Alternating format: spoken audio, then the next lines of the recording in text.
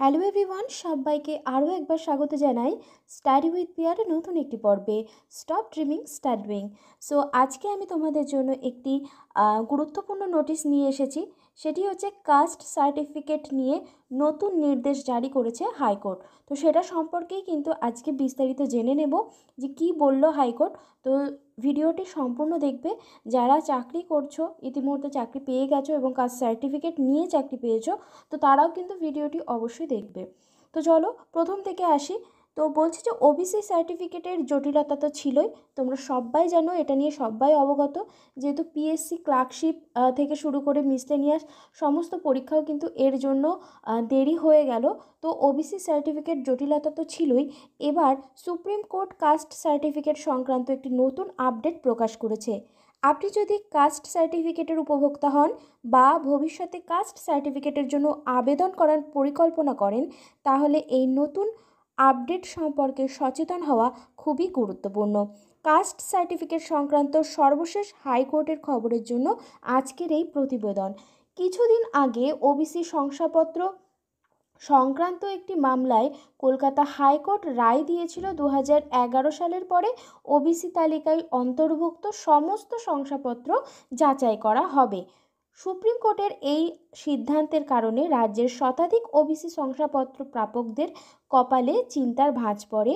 বিপুল সংখ্যক গ্রাহক ইতিমধ্যেই ওবিসি শংসাপত্র ব্যবহার করে বিভিন্ন রকম সরকারি সুযোগ সুবিধা কিন্তু গ্রহণ করেছে। একজন ব্যক্তির দ্বারা আনা একটি মামলায় এই ঘটনার নতুন নির্দেশিকা উঠে এলো। সম্প্রতি রাজস্থানের তপশিলি উপজাতির এক ব্যক্তিকে কাজের জন্য ছত্তিশগড় রাজ্যে বদলি করা হয়েছে। লোকটি পরে ছত্তিশগড় রাজ্যে তফসিলি উপজাতি সদস্য হওয়ার সমস্ত সুযোগ সুবিধা পাওয়ার জন্য ছত্তিশগড় কাস্ট স্কুটনি কমিটির কাছে গেলে ছত্তিশগড় কাস্ট স্কুটিনি কমিটি তার দাবি প্রত্যাখ্যান করে। পরে হাইকোর্টে মামলাটি খারিজ হয়ে যায়।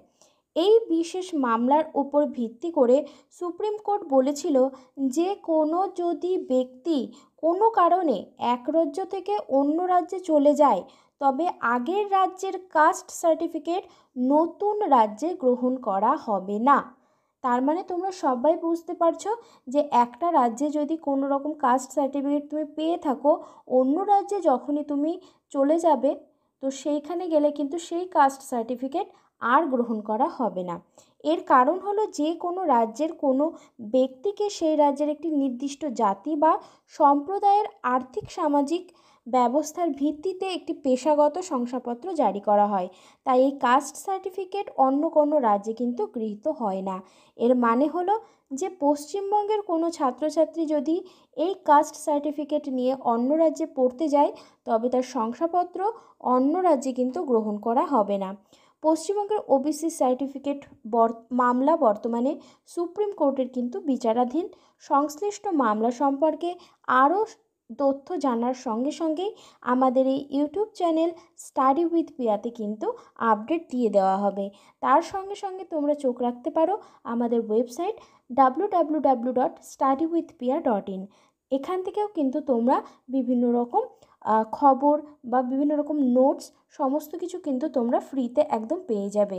তার সঙ্গে সঙ্গে জিকে শর্ট ট্রিক এবং বিভিন্ন পরীক্ষার জন্য ফ্রিতে মক টেস্ট কিন্তু এই ওয়েবসাইট থেকে পেয়ে যাবে। সুতরাং দেরি করো না, দুটোই মাত্র আমাদের জায়গা আছে। একটা হচ্ছে স্টাডি উইথ পিয়া, যেটা ইউটিউব চ্যানেল, এবং তার সঙ্গে সঙ্গে studywithpia.in, তো যেখানে তোমরা ফ্রিতে সমস্ত কিছু পেয়ে যাও। Thank you so much. তোমরা যদি কেউ অন্য কিছু বলার থাকে কমেন্ট বক্সে কমেন্ট করতে পারো। তাছাড়া আমাদের অন্যান্য ভিডিওগুলো দেখতে থাকো। Thank you.